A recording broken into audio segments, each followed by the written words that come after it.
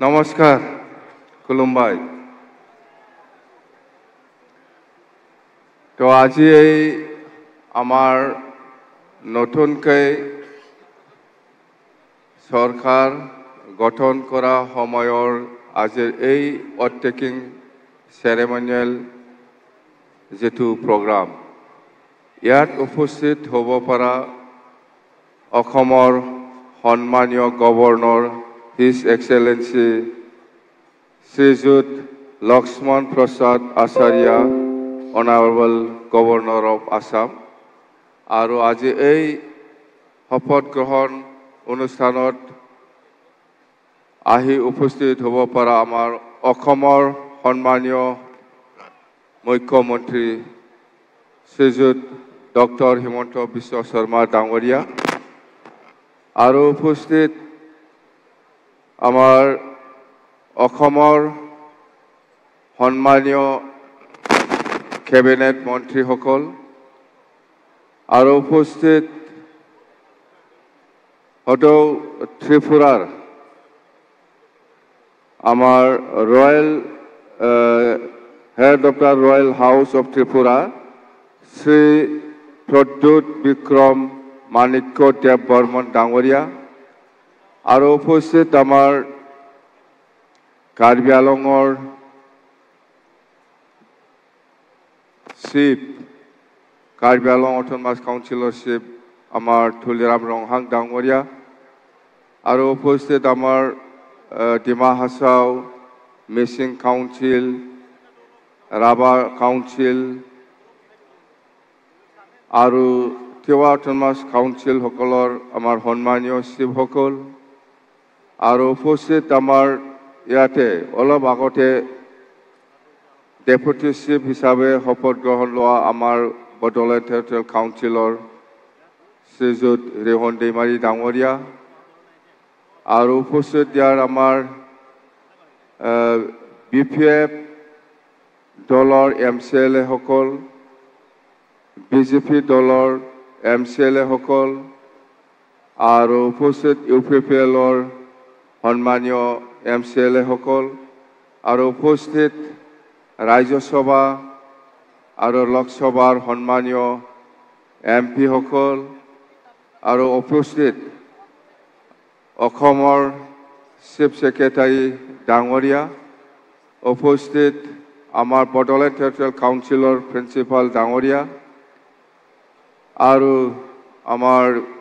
অসম চৰকাৰৰ ডিজিগনেটেড আমাৰ অফিচিয়েলসকল বড়োলেণ্ড টেৰিটৰিয়েল কাউন্সিলৰ ডিজিগনেটেড অফিচিয়েলসকল আৰু BTC অঞ্চলৰ বিভিন্ন অঞ্চলৰ পৰা আহি উপস্থিত হ'ব পৰা সন্মানীয় বুদ্ধিজীৱী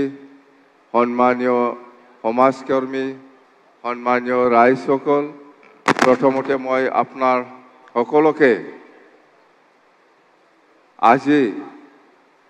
প্ৰথমবাৰ আজিৰ দিনত BTCৰ চিফ হিচাপে শপত গ্ৰহণ হ'বলৈ পাই আপোনাৰ সকলোকে মই আন্তৰিক শুভেচ্ছা আৰু অভিনন্দন যাচিছোঁ থেংক ইউ তো এতিয়া ক'ব লগা বহুত আছে আৰু কি কম বৰষুণ দি আছে এইটো বৰষুণ নহয় দেই আশীৰ্বাদ শান্তি আশীৰ্বাদত শান্তি আৰু আমি ভাবিছিলোঁ বহুত দিন হ'ল হয়তো ক'ৰবাত বহুত ময়লা চয়লা থাকিছে এইটো একদম একবাৰে চাফা খৰচা কম হ'ল আমাৰ গম পাইছে ইমান খৰচা কৰিব লগাও আছিল ইয়াত ইমান চাফা চুফা এতিয়া শান্তি মাৰি শেষ চাফা হৈ গ'ল হয় না শান্তি খৰচা কম হৈ গ'ল আমাৰ এতিয়া আৰু ইমান খৰচা কৰিব লগা নাই চাফা কৰি দিছে সব যিমানখিনি যি ময়লা আছে ঠিক আছে তো এতিয়া আমি BPF দল হিচাপে আমি আপোনালোকৰ ওচৰত বিটিসি নিৰ্বাচনৰ সময়ত প্ৰচাৰ অভিযানত আপোনালোকক বহুত প্ৰতিশ্ৰুতি দিয়াইছে সৰকাৰ গঠন হোৱা পিছৰ পৰাই আমি কৈছো আপোনালোকক যেনেকৈ আমাক সহায় কৰিছে আমিও আপোনালোকক সহায় কৰিম বুলি কথা দিয়াইছো এই হিচাপত আমি আপোনালোকৰ যিমান সমস্যা আছে আমি সমাধান কৰি দিব কাৰণে চেষ্টা চলাই যাব আৰু আমি কাম কৰিম আমি কথা দিছো আপোনালোকৰ ওচৰত আৰু ইয়াৰ নিশ্চয় সহায় লাগিব আমাৰ অসম চৰকাৰ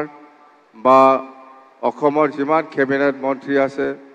বা অসমৰ যিমান অফিচিয়েল সকল আছে আমাৰ বড়োলেণ্ড টেৰিটৰিয়েল কাউন্সিলৰ যিমান সমস্যা আছে বা বিটিসি বাকি ৰাজ্যৰ যিমান সমস্যা আছে এইবিলাক সমাধানৰ ক্ষেত্ৰত অসম চৰকাৰৰ বহুত সহায়ৰ প্ৰয়োজন আছে আৰু এই সহায়টো মই পাব বুলি আশা কৰিছো নিশ্চয় আমাক সহায় কৰিব আমাৰ বিটিসি অঞ্চলত বহুত সমস্যা আছে আপোনালোকক যেনেকৈ কথা দিছে আমিও এনেকৈ কাম কৰি যাম মই আজি আপোনালোকৰ ওচৰত প্ৰতিশ্ৰুতি দিছে আপোনালোকেও আমাক সহায় কৰক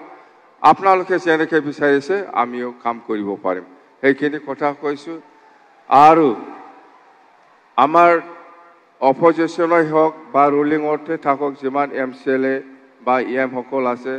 আমাৰ বিটিসি চৰকাৰ চলোৱা সময়ত নিশ্চয় আমি সকলোৰে সহায় সহযোগিতা পাব বুলি মই কামনা কৰিছো আৰু বিশেষ কৰি অসমৰ আমাৰ চিফ মিনিষ্টাৰ ডাঙৰীয়া ডক্টৰ হিমন্ত বিশ্ব শৰ্মা ডাঙৰীয়াই আমাক নিশ্চয় সহায় কৰিব বড়োলেণ্ড বাকি ৰাজ্যৰ কাৰণে যিখিনি আমি আশা কৰি পেলাই কাম কৰিবলৈ হাতত লৈছে ইয়াৰ সমাধানৰ ক্ষেত্ৰত নিশ্চয় আমাক সহায় কৰিবলৈ মই কামনা কৰিছো তো যেন হওক আজি যেটো